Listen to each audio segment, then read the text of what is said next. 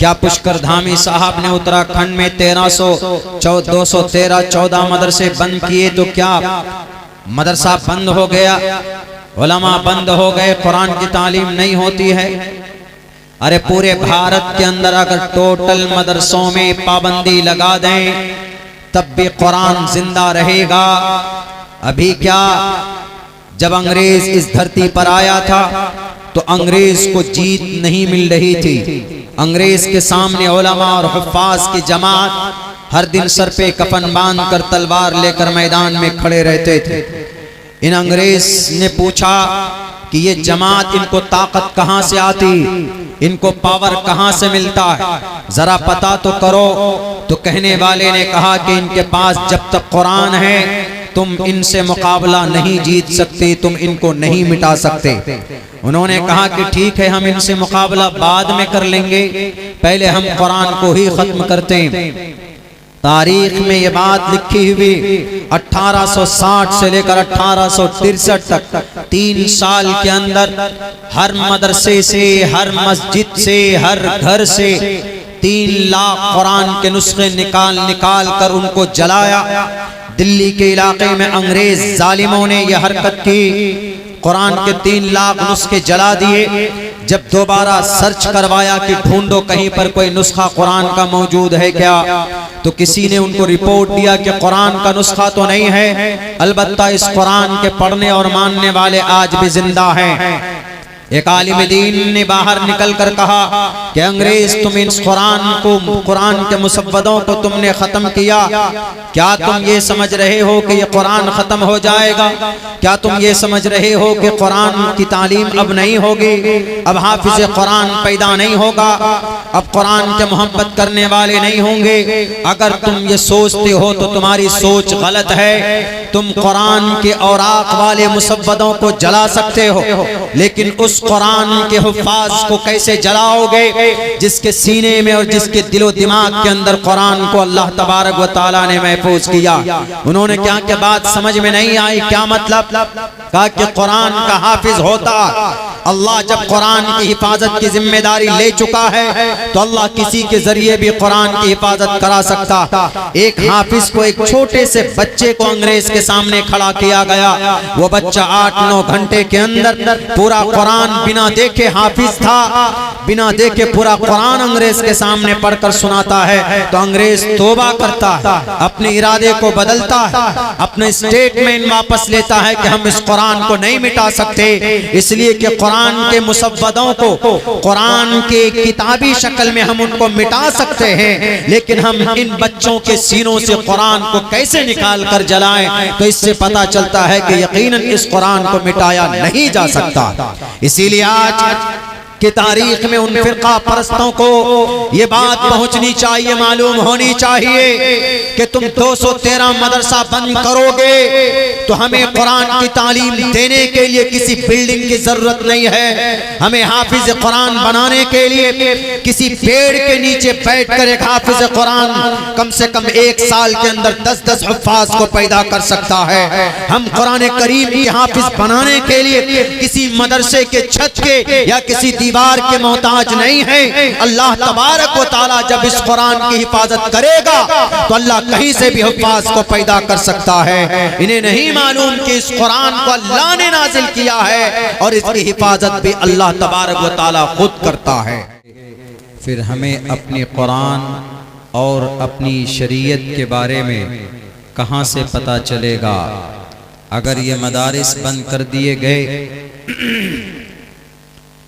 तो आपको मैं यकीन के साथ ये बात कह सकता हूँ, 20 साल के बाद जो नई नस्ल तैयार होगी वो मुल्हिद और मुर्तद और मुशरिक होगी। यानी वो एक खुदा को मानने वाले नहीं होंगे। उनमें से बहुत से ऐसे भी होंगे जो कई खुदाओं को मानेंगे, कई तो ऐसे भी होंगे जो खुदा को मानेंगे ही नहीं, और कई लोग ऐसे भी होंगे कि जो अपनी शरीयत का गलत मतलब निकाल कर अपने आप को मुसलमान जाहिर करेंगे। तो आज के इस पुरफितन दौर में इन मदरसों का बाकी रखना हमारे लिए फर्ज ऐन है, ज़रूरी है। हम तो सीमांचल में हैं, हम और आप, शायद हमें और आपको मालूम ना हो। मैं अभी पिछले महीने में नवंबर में मेरा जाना हुआ आसाम में, बल्कि इसी महीने में आसाम 5 दिन का दौरा था। वहाँ हम 5 डिस्ट्रिक्ट में, 5 ज़िले में जब हम पहुँचे तो वहाँ के लोगों से ये पता चला, सोशल मीडिया और न्यूज़ में भी ये बात आई थी कि वहाँ 1303 मदरसे जो पहले से थे उन मदरसों को बदलकर स्कूल बना दिया गया है। यानी जहाँ कुरान की तालीम होती थी अब वहाँ कुरान नहीं बल्कि सरकार की अपनी मर्जी का निसाब वहाँ पर नाफिज किया गया है। अभी ताज़ा रिपोर्ट है, उत्तराखंड में 214 मदरसे सील कर दिए गए, ताला लगा दिया गया। जब उनसे पूछा गया कि इन मदरसों को क्यों बंद किया गया तो वहाँ के सीएम साहब के तरफ से ये स्टेटमेंट है, उन्होंने कहा कि हम अपने राज्य में, अपने स्टेट में, अपने सूबे में हम ऐसे तालीमी इदारे नहीं चलने देंगे जिसमें जिहाद की तालीम दी जाती हो, यानी कुरान पढ़ाया जाता हो। उन्होंने ये इल्ज़ाम लगाकर बंद किया। और अगर कुछ हुफ़ाज़, कुछ मौलाना ने अपनी मेहनत और मशक्क़त से अपने घर में आसपास पड़ोस के कुछ बच्चों को बुलाकर अगर कुरान करीम की तालीम देनी शुरू की तो उन घरों पर भी उन्होंने ये हरकत की और ये कार्रवाई की, उन घरों को भी सील कर दिया गया। मेरे भाइयों, ये अभी की बात है। अभी हमारा सीमांचल, हमारा बिहार यूँ समझिए कि किसी कदर महफूज है, लेकिन पूरे भारत के अंदर इन मदरसों को बंद करने की मुकम्मल साजिश चल रही है। क्योंकि वह जानते हैं कि अगर मुसलमानों को कमज़ोर करना है, मुसलमानों को उनकी शरीयत से दूर करना है तो सिर्फ एक ही रास्ता है, वह रास्ता यह है कि इन मदरसों को बंद कर दो। क्योंकि मदरसों में कुरान की तालीम होती है और कुरान में क्या है? कुरान में सिर्फ सच्चाई है, कुरान में सिर्फ अच्छाई है। जो लोग बोलते हैं कि कुरान में जिहाद की तालीम है, उन्हें मालूम ही नहीं है कि कुरान में जिहाद की तालीम है या कौन सी तालीम है। कुरान करीम में सिर्फ जिहाद का मसला नहीं है। कुरान दुनिया की वो वाहिद किताब है जिसमें अल्लाह तबारक व तआला ने 350 किताबें, सहीफे अल्लाह ने आसमान से from the sky to the earth, ज़मीन पर अल्लाह ने नाजिल किया। उनमें कुरान एक ऐसी इल्हामी किताब है कि जिसमें अल्लाह तबारक व तआला ने तमाम मसले का हल बयान किया। तिजारत, कारोबार, इसको भी बयान किया है, लेन देन इसको भी बयान किया है, सियासत उसको भी बयान किया है, साइंस, टेक्नोलॉजी, विरासत, निकाह, तलाक, ये सारे पैगामात कुरान करीम के अंदर मौजूद है, सारे मज़ामीन मौजूद है। मगर उन लोगों को नफरत और दुश्मनी सिर्फ कुरान से है, टोपी और दाढ़ी वालों से। अगर एक फिरका परस्त जमात इस कुरान को मिटाना चाहे, कोशिशें कर रहा, वो जमात कर रही हो, उनके लोग कर रहे हों, तो ऐसे वक्त में हम उनका मुकाबला कैसे कर सकते हैं? हम उनका मुकाबला हम उनके तरीके पर नहीं करेंगे, बल्कि हमारे पास ताकत तो नहीं है दुनियावी एतबार से, हमारे पास तीर और तलवार नहीं है, हमारे पास अफराद नहीं है, हमारे पास पावर नहीं है। मगर ये मत भूलिए कि हम जिस रब को मानते हैं उस रब से बड़ा पावरफुल ताकत पूरी दुनिया क्या, पूरे ब्रह्मांड के अंदर कोई नहीं है। तो हम अल्लाह से करीब हों, कुर्बत बढ़ाएं, और ज़्यादा से ज़्यादा इन मदारिस को आबाद करेंगे तो इंशाअल्लाह तबारक व तआला ये कुछ इलाकों में वक्ती तौर पर कुछ मदरसों को बंद कर देंगे, मगर क़यामत की सुबह तक कुरान पर पाबंदी नहीं लगा सकते। क्यों? क्योंकि कुरान की हिफाजत अल्लाह करता है, और जहाँ कुरान पढ़ाया जाएगा उस जगह की भी हिफाजत कुरान के सदक़े में अल्लाह करेगा। अल्लाह का कुरान कहता है इन्ना नहनु नज़्ज़लना ज़िक्र व इन्ना लहू लहाफ़िज़ून, हमने इस कुरान को उतारा है और हम ही इसके मुहाफिज हैं, हिफाजत करने वाले हैं। इसीलिए इस कुरान को कोई नहीं बदल सकता, कोई नहीं पाबंदी लगा सकता। कुछ मदरसों में पाबंदी लग जाए ठीक है, वह अपने इलाके तक, लेकिन आसाम में 1300 मदरसे बंद किए गए तो क्या पूरी दुनिया में कुरान की तालीम बंद हो गई? क्या पुष्कर धामी साहब ने उत्तराखंड में 213 मदरसे बंद किए तो क्या मदरसा बंद हो गया, उलमा बंद हो गए, कुरान की तालीम नहीं होती है? अरे पूरे भारत के अंदर अगर टोटल मदरसों में पाबंदी लगा दें तब भी कुरान जिंदा रहेगा। अभी क्या, जब अंग्रेज इस धरती पर आया था तो अंग्रेज को जीत नहीं मिल रही थी। अंग्रेज के सामने उलमा और हुफ्फाज की जमात हर दिन सर पे कफन बांध कर तलवार लेकर मैदान में खड़े रहते थे। इन अंग्रेज ने पूछा कि ये जमात, इनको ताकत कहाँ से आती, इनको पावर कहाँ से मिलता है, जरा पता तो करो। तो कहने वाले ने कहा कि इनके पास जब तक कुरान है तुम इनसे मुकाबला नहीं जीत सकते, तुम इनको नहीं मिटा सकते। उन्होंने कहा कि ठीक है, हम इनसे मुकाबला बाद में कर लेंगे, पहले हम कुरान को ही खत्म करते हैं। तारीख में ये बात लिखी हुई 1860 से लेकर 1863 तक 3 साल के अंदर हर मदरसे से, हर मस्जिद से, हर घर से 3 लाख कुरान के नुस्खे निकाल कर उनको जलाया। दिल्ली के इलाके में अंग्रेज जालिमों ने यह हरकत की, कुरान के 3 लाख नुस्खे जला दिए। जब दोबारा सर्च करवाया कि ढूंढो कहीं पर कोई नुस्खा कुरान का मौजूद है क्या, तो किसी ने उनको रिपोर्ट दिया कि कुरान का नुस्खा तो नहीं है, अलबत्ता इस कुरान के पढ़ने और मानने वाले आज भी जिंदा हैं। एक आलिम दीन ने बाहर निकल कर कहा कि अंग्रेज, तुम इस कुरान के मुसव्वदों को तुमने खत्म किया, क्या तुम ये समझ रहे हो कि ये कुरान खत्म हो जाएगा? क्या तुम ये समझ रहे हो कि कुरान की तालीम अब नहीं होगी, अब हाफिज कुरान पैदा नहीं होगा, अब कुरान के मोहब्बत करने वाले नहीं होंगे? अगर तुम ये सोचते हो तो तुम्हारी सोच गलत है। तुम कुरान के औराक वाले मुसव्वदों को जला सकते हो, लेकिन उस कुरान के हुफ्फाज को कैसे जलाओगे जिसके सीने में और जिसके दिलो दिमाग के अंदर कुरान को अल्लाह तबारक व तआला ने महफूज किया। उन्होंने क्या क्या बात समझ में नहीं आई, क्या मतलब? कहा कि कुरान का हाफिज होता अल्लाह। जब कुरान की हिफाजत की जिम्मेदारी ले चुका है तो अल्लाह किसी के जरिए भी कुरान की हिफाजत करा सकता। एक हाफिज को, एक छोटे से बच्चे को अंग्रेज के सामने खड़ा किया गया।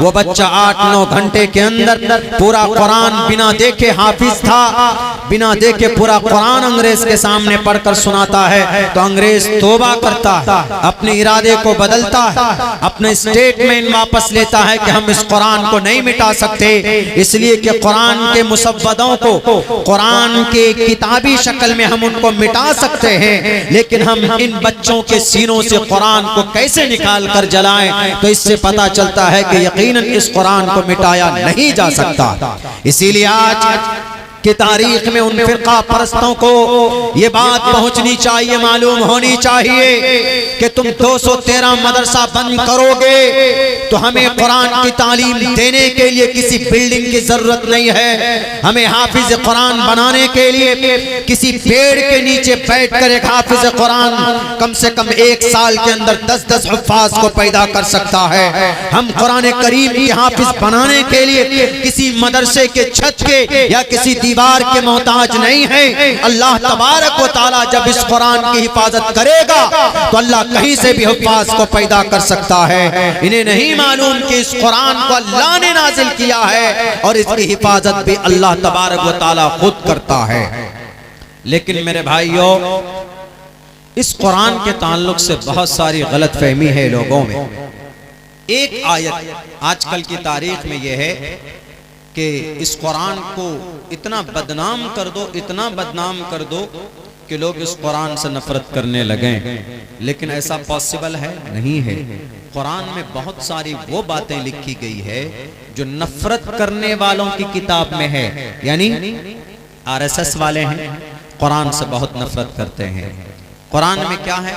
कुरान में जो 2-4 आयत है उन पर उनको बहुत ज़्यादा एतराज़ है कि अरे आप लोग हाफिज़ बनाते हैं, मदरसे में कुरान पढ़ाते हैं और कुरान में आपका लिखा हुआ है क्या, उज़िन लिल्लज़ीन युक़ातलून बिअन्नहुम ज़ुलिमू फ़क़्तुलुल मुशरिकीन हैसु वजदतुमूहुम।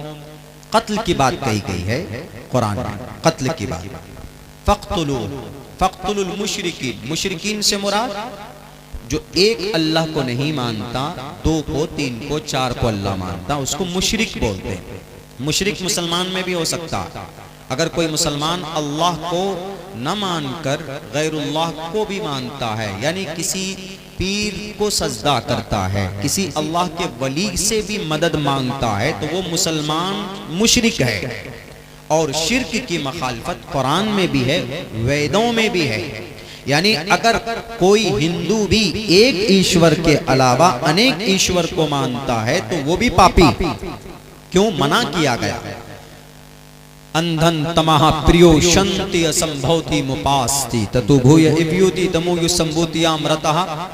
कोई अगर ऐसी शक्ति की पूजा करता है, 2-3 हिस्सों में बटा हुआ, आग में, हवा में, पानी में, मिट्टी में, पेड़ में, किसी जगह पे खुदा मानकर, ईश्वर मानकर उस जगह की पूजा करता है तो पाप करता है। क्योंकि परमात्मा वो होता है जो न पेड़ में है, न लकड़ी में है, न कंकर में है, न मट्टी में, न पत्थर में, न देवा मुरच्छलाम। या परमात्मा कहाँ है? हर जगह पर। जैसे हमारा अकीदा अल्लाह कहाँ है? अल्लाह आपके पास है, अल्लाह यहाँ पर भी है, अल्लाह हर जगह पर, अल्लाह हर जगह पर, अल्लाह सर्वशक्तिमान है, इन्नल्लाह अला कुल्ली शैइन कदीर, अल्लाह हर जगह पर। मगर अल्लाह नजर नहीं आता। सुपर पावर एक ही अल्लाह। हिंदू धर्म में ऐसा नहीं है। हिंदू धर्म के अंदर में मारने वाला शिव जी, पैदा करने वाला ब्रह्मा जी, रोजी देने वाला विष्णु जी, अलग अलग है उनका अकीदा, कॉन्सेप्ट थोड़ा अलग है, बैरक है। तो ये कुरान है जिसमें कुछ लफ्ज, कुछ बातें, कुछ आयतें ऐसी है कि जिसको वो लोग मुद्दा बनाकर, कुरान में ये है, कुरान में कत्ल है। क्या कहा? मुशरिक को मारो। यहाँ पर मुशरिक का तर्जमा नहीं करते, यहाँ पर क्या तर्जमा करते हैं? हिंदुओं को मारो, हिंदुओं को जहां पाओ मारो, कत्ल कर दो, ये तर्जमा करते, जो कि गलत, बिल्कुल गलत। फ़क़्तुलुल मुशरिकीन, कत्ल करो मुशरिकीन। लेकिन आरएसएस वाले इस आयत का तर्जमा करते हैं हिंदू जहां मिले कत्ल करो। गलत है इसका तर्जमा। एक आयत का तर्जमा करते हैं फ़कुलू मिम्मा गनिमतुम। इस आयत का तर्जमा है कि गनीमत में जो माल मिले खा सकते हो, उन्हें खाओ, बांट कर खाओ। इसका तर्जमा गलत करते हैं। क्या करते हैं? इसका तर्जमा ये करते हैं फ़कुलू मिम्मा गनिमतुम, हिंदुओं का माल लूटो और खाओ। जाहिर सी बात है कि सोशल मीडिया का जमाना है। हमारे बहुत सारे इलिटरेट नौजवान सनातन धर्मी ऐसे होते हैं कि अरे अच्छा, कुरान में ये लिखा हिंदुओं का माल लूटो और खाओ, चलो उनका माल लूटो, उनकी दुकानें लूटो। बिल्कुल उग्र हो जाते हैं। हमारे भी नौजवान कभी कभी उग्र हो जाते हैं। बस तकबीर कोई सब कुछ बैठते हैं, तकबीर चीखते चिल्लाते। हालांकि गलत है। इस कुरान को अगर समझना है तो इस कुरान के आगे पीछे नबी की जीवन को देखकर समझकर तब जाकर फैसला करना होगा। अभी जो इमाम साहब का घर जो सील किया गया उत्तराखंड में, तो पता है वो अपने घर पर छत पर पढ़ा रहे थे 8-10 बच्चे को। तो नूरानी कायदा था उन सब बच्चों के हाथ में, नूरानी कायदा। नूरानी कायदा में क्या है? तख्ती नंबर 1, तख्ती नंबर 2, अलिफ बा ता सा अब इब उब, यही सब है। हम लोग तो नूरानी कायदा पढ़े भी नहीं, हम लोग तो बैरी कायदा पढ़े थे। वो पीले कलर की जो किताब होती थी, अम्मी वही पढ़ाती थी, अलिफ बे ते से जी में एके, हम लोग मजहूले पढ़े। मगर आज की तारीख में नूरानी कायदा अक्सर इजरा के साथ में ढंग से पढ़ाते हैं। तो वो पढ़ा रहे, पुलिस वाले देख के क्या करे, ओह देखो जिहाद, ये देखो अरबी, यानी अरबी में लिखा हुआ तो जिहाद है। अरे इस अरबी को समझना है तो 4 साल मदरसे में रहकर आपको पानी जैसी दाल पीनी पड़ेगी, तब जाकर ये अरबी समझ में आएगा। ऐसे नहीं आता। अरबी समझने के लिए जो 9 साल मौलाना बनता है, 9 साल जो खर्च होता है, 9 साल में तब एक आलिम दीन बनता है, ऐसे नहीं बनता। अरबी है, नहव है, सर्फ है, ग्रामर सब जब पढ़ेंगे तब 4 साल के बाद कुरान करीम का तर्जमा तफसीर बताई जाती है, और कुरान की एक आयत का मतलब सिर्फ पेश कर देंगे तो समझ में नहीं आएगा। फकुलू मिम्मा गनिमतुम फक्तुलुल मुशरिकीन हैसु वजदतुमुहुम, दोनों का जो गलत फहमी है ये दूर करके मैं अपनी जगह लेता हूं, क्योंकि यहां पर मुझसे भी बड़े मोहतरम और मुस्तनद उलमा किराम मौजूद हैं। हजरत मुफ्ती अब्दुल वारिस साहब कासिमी, साबिक मुईन मुदर्रिस दारुल उलूम देवबंद, वो भी हैं। उनके सामने तो हम लोग ऐसे बच्चा। हजरत मौलाना सलमान कौसर साहब भी तशरीफ फरमा है, और भी मुअज़्ज़ज़ हस्तियां हैं। मैं तो इनके ये हम मेरे रहबर सरपरस्त हैं ये लोग, तो इनकी बात कीमती होगी।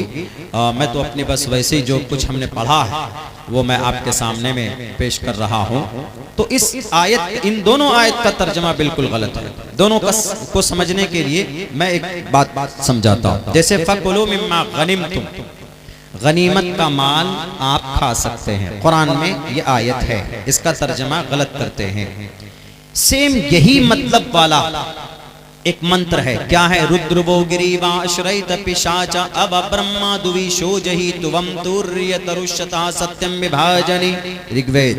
जैसे मुसलमानों के यहाँ कुरान है, वैसे हिंदू लोग अपने अकीदे के तहत ऋग्वेद को मानते हैं। तुवम तुर्य तरुष्यता सत्यम विभाजनी, तुवम तुम, यूयम तुम सब, अहम मैं, अहम अब्दुल्ला सालिम अस्ती, मैं अब्दुल्ला सालिम बैठा हुआ हूं। अब्दुल्ला सालिम खादती, अब्दुल्ला सालिम जलम पिबती, अब्दुल्ला सालिम पानी पीता है। संस्कृत में ऐसे अल्फाज इस्तेमाल होते हैं, अरबिक ग्रामर से मिलते जुलते।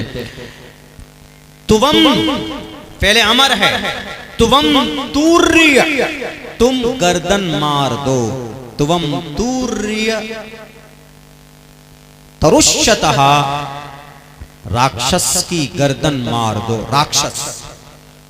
तुवम तूर्य तरुष्यतः सत्यम विभाजनी।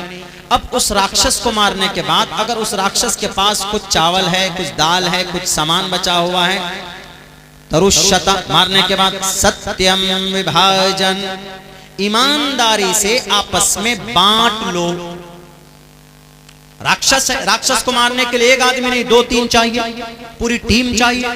रावण राक्षस था तो पूरी टीम रावण रामचंद्र जी लेकर गए। कोरु राक्षस की तरह हरकत करने लगे थे तो पांडु पूरी टीम के साथ गए थे। तो अब अगर उन राक्षस का बचा हुआ माल आपस में बांट सकते हो, कुरान में सेम इसी पैगाम को जिक्र किया है। हालांकि कुरान को किसी आयत की तस्दीक की जरूरत नहीं है, कुरान खुद मुसद्दक कलाम है, लेकिन उन लोगों को समझने के लिए हमारे आरएसएस और बजरंग दल के वो जो नौजवान इस कुरान के ताल्लुक गलत बात समझते हैं, उनको समझाने के लिए ये कंपेयर करना बहुत जरूरी है कि जैसे तुवम तूर्य तरुष्यतः सत्यम विभाजनी का मतलब है कि राक्षस को मारो, उसका बचा हुआ माल खा लो। तो यही पैगाम अल्लाह के नबी अलैहिस्सलातु वस्सलाम के जरिए से कुरान में दिया गया कि मोहम्मद जब आप मैदान जंग में जाएं, मैदान जंग में लड़ाई हो और वहां जब आप फतह आपको मिले तो वो जो दुश्मन के जितने भी प्रॉपर्टी है, घोड़े हैं और भी सामान है, ऊंट है, खजूर है, घी है, अनाज है, वगैरह वगैरह, जो कुछ भी मिले, फकुलू मिम्मा गनिमतुम, तो उनको खा लीजिए, उनको आपस में बांट लीजिए। बताइए अगर एतराज है इस आयत पर तो फिर ऋग्वेद पर भी एतराज होना चाहिए। लेकिन इलिटरेसी, जिहालत नहीं है, जानकारी, तो खामखा नफरत की दीवार खड़ी कर देते। अगर जानकारी होती तो बात समझ में आती तो फिर नफरत की दीवार नहीं खड़ी करते। इसीलिए मैं कभी कभी मजबूरन इन मंत्रों का ट्रांसलेशन करता। और जैसे दूसरी आयत है क्या, फ़क़्तुलुल मुशरिकीन हैज़ु वजदतुमूहुम, मुशरिकीन को जहां पाओ उनको कत्ल कर दो।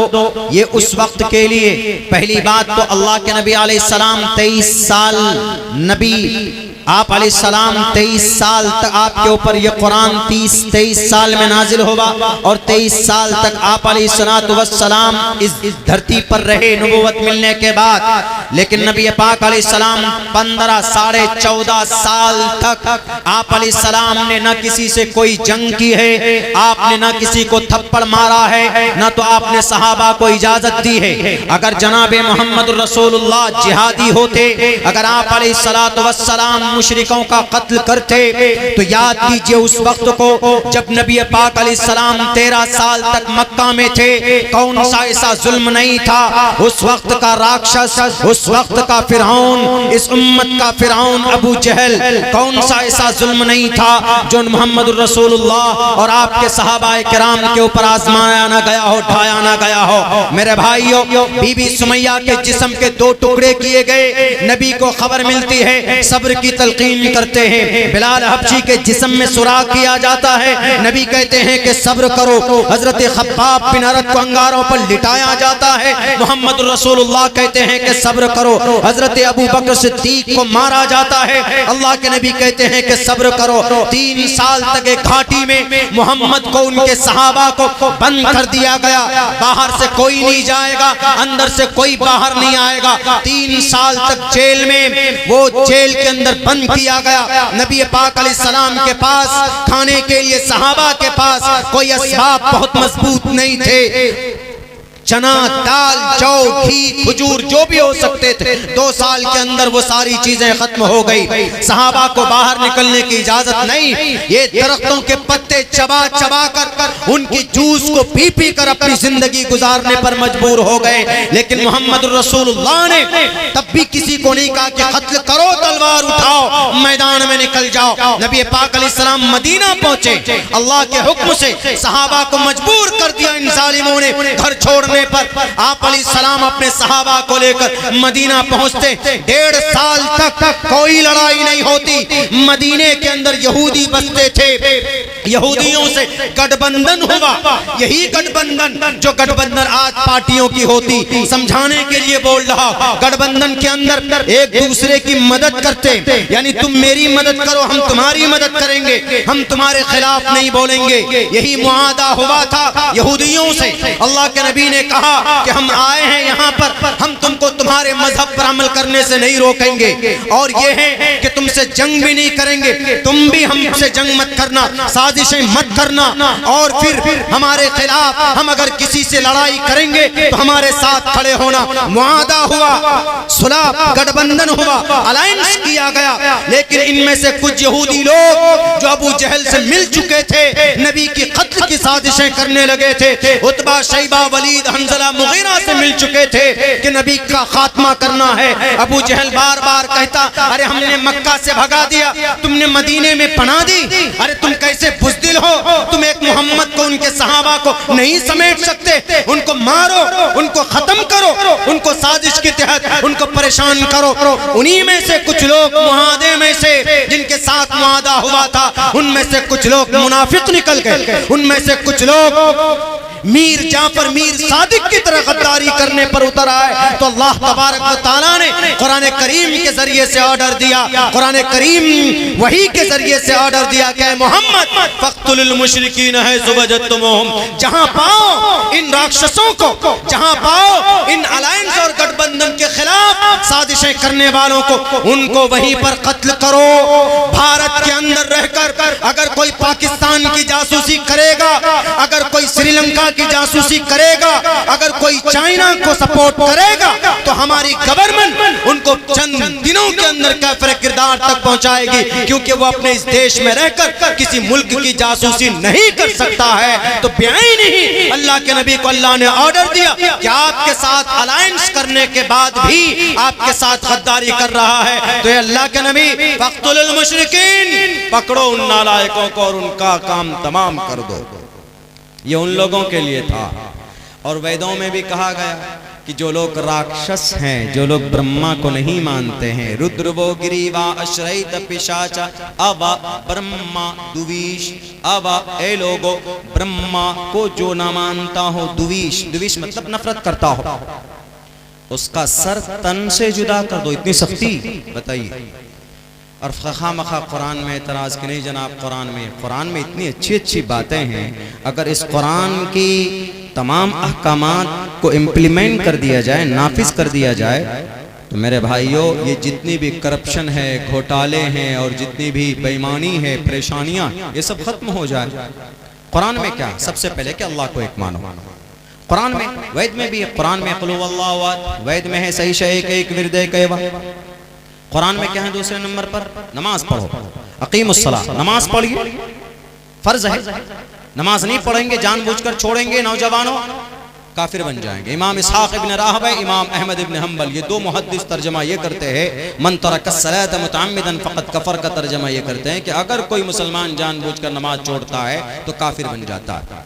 लेकिन शुक्रिया अदा कीजिए हमारे इमाम अबू हनीफा और दीगर मुहद्दिसीन का, फुक़हा किराम का, उन्होंने ये तर्जमा किया, काफिर तो नहीं बनता, अलबत्ता कुफ्र के दरवाजे तक पहुंच जाता है अगर कोई जानबूझकर नमाज छोड़ता। बताइए कुरान में क्या ऑर्डर है, नमाज पढ़िए। वेदों में भी है, रामायण में है, बाज़ाब्ता श्री रामचंद्र जी ने कृष्ण हनुमान को कहा, पथमादार का जीववादी उदियन मुजियते तृतीयानन को डला कार्य चतुर्थ चंद्र का पंचम बिंदु संयुक्ता। एक एक मंत्र का तर्जमा नहीं करूंगा, बहुत वक्त लगेगा। कुरान में क्या है, आखिरत है, क़यामत है।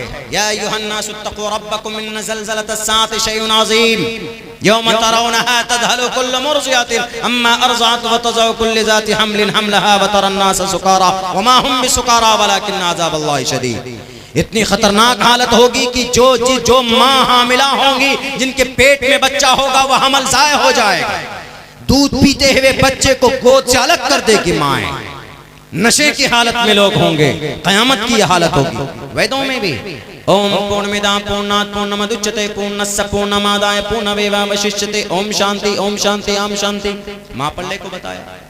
बैरकैफ मुसलमानों कंपेयर करेंगे तो बाइबल से कंपेयर कीजिए, अवस्था से कंपेयर कीजिए, बस इतना समझ लीजिए कि इस कुरान पर अमल न करने की वजह से, शरीयत पर अमल न करने की वजह से आज हमारे मदरसे जद में हैं, आज हमारी मस्जिदें बुलडोज हो रही हैं।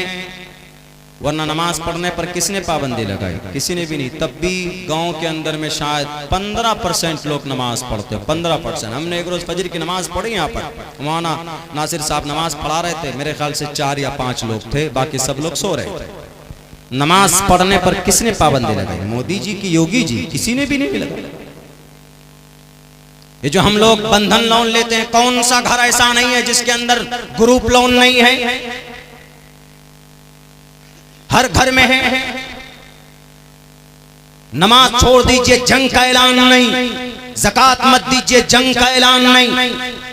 मगर अगर कोई सूद खाता है, लोन लेता है, बंधन लोन ले, बिजनेस लोन ले, सीसी लोन ले, कोई सा भी लोन ले, अल्लाह का कुरान कहता है फ़इल्लम तफ़अलू फ़अज़नु बिहर्बिम मिनल्लाहि व रसूलिही, अल्लाह और उसके रसूल से जंग करने के लिए तैयार हो जाओ। अगर तुमने ये सूद और ये ग्रुप लोन से तौबा नहीं किया तो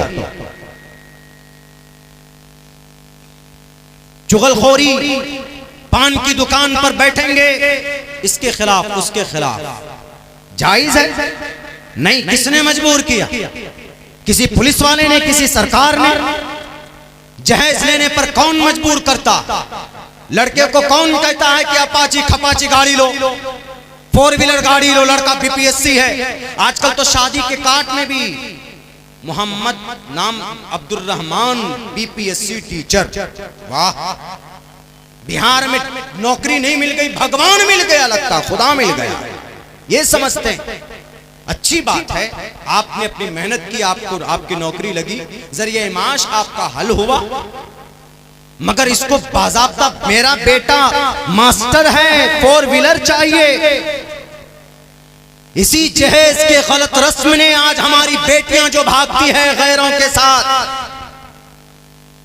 यही शुरुआत ऐसे क्या मीडिएटर साहब, वकील साहब, कोई बात नहीं, रिश्ता पक्का है, देना क्या पड़ेगा जी वकील साहब? अगवा अपन से नहीं, अगवा बोले कुछ ने जे मनम है तुम दी हो। चलिए जब कपड़ा खरीद लिया, कपड़ा खरीदने में भी कितने लोग जाएंगे? 20-20 आदमी जाएंगे, 20 इधर 20 इधर, 40 आदमी। 5000 का खाना खाएगा कि नहीं खाएगा? मटन खस्सी खिलाओ, बताइए।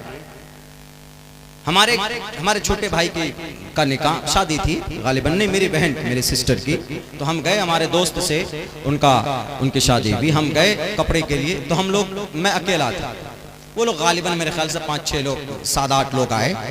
वो बोला क्या कहाँ लून मौली साहब आदमी से नहीं, हमें कल कौन चीज करना है? कपड़ा खरीदना है, हमारा कपड़ा खरीदना है भाई जी। बोला ना आदमी आता। हमने कहा कौन आदमी? हमसे बड़ा कोई और अच्छा कपड़ा खरीद सकता है? बोला कोई नहीं, मैं अकेला आया। सब तो भाग गया, आदमी अकेला रहा उधर से। क्या है बताइए, फजूल खर्ची है कि नहीं?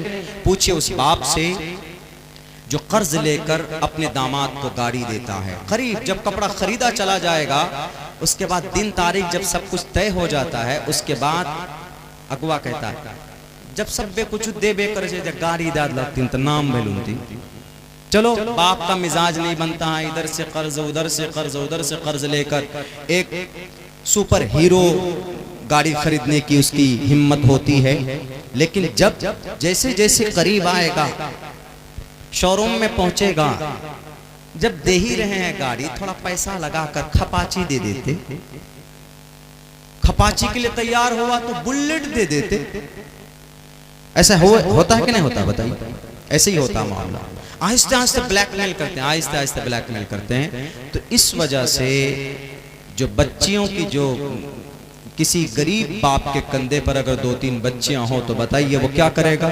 जहां बेटी जा रही जाए, क्योंकि मेरे पास गाड़ी देने की हिम्मत ही नहीं। अरे मट्टी काटने वाला मजदूर मजदूरी करने वाला मजदूर भी कर्ज लेकर, जो कभी जिंदगी में लोन का नाम नहीं सुनता था, कर्ज लेकर ब्याज में पैसे लेकर वो आदमी अपने दामाद को अपाची और खपाची गाड़ी देता। जवानों तुम्हारी जवानी पर लानत है। वन शबाबी फीमा अबला, अल्लाह पूछेगा जवानी कहाँ बिता करके आए। सबसे पहले तो यही कि होगा कि अल्लाह मेरे ससुर ने मुझे लोन लेकर ये बाइक दी थी, मुझे तुम्हारी बाजुओं की ताकत कहाँ चली गई? क्या खुद से मेहनत मजदूरी करके गाड़ियां नहीं ले सकते थे?